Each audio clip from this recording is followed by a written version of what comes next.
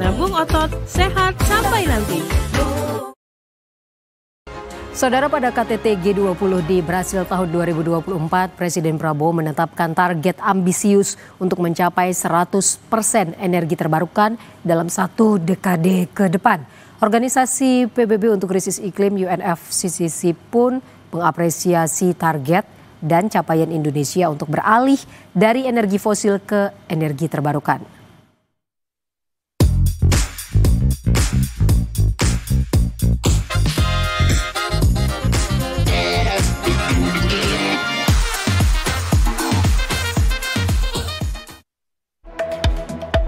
Foreign Policy Community of Indonesia menggelar acara tahunan terbesarnya Indonesia Net Zero Summit di Jakarta Sabtu pekan lalu.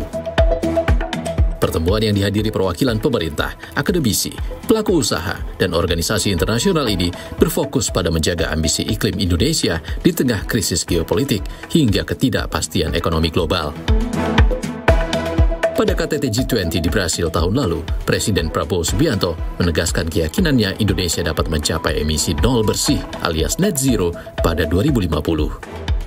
Sementara, saat bertemu Presiden Brasil Luiz Inácio Lula da Silva, Prabowo menetapkan target ambisius untuk mencapai 100% energi terbarukan dalam 1 dekade ke depan. Pernyataan yang bisa jadi indikasi program iklim nasional yang proaktif dan berdampak global. Kami pun mewawancarai Executive Secretary of the United Nations Framework Convention on Climate Change, Simon Stiell, yang mengapresiasi aksi iklim nasional Indonesia pada Net Zero Summit 2025 lalu.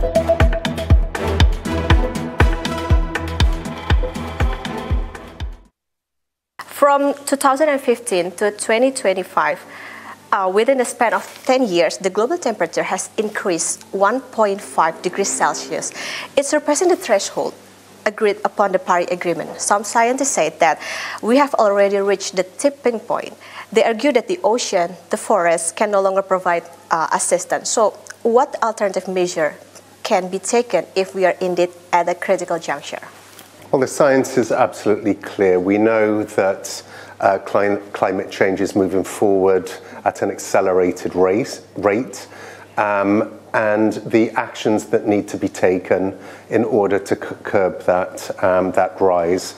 And that is reducing emissions, and that is through scaling back on fossil fuels and the actions that need to be taken to reduce emissions globally. So what do you think about the Indonesian potential for renewable energy while also acknowledging its vulnerability to climate change? Indonesia, like every other country in the world, is highly vulnerable to climate change. You're seeing right now in Sumatra with forest fires, sea level rise, how that's impacting your coastline, coastal communities, floods, droughts. So the impacts are very clear to see.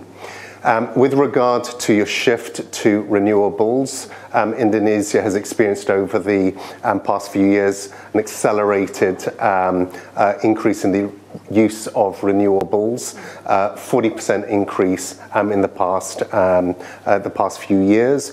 But renewables in your overall energy mix is still less than 25%, about 13% of renewables, 3/4 of your energy mix is through use of fossil fuels. But the potential to accelerate that to meet your own internal targets are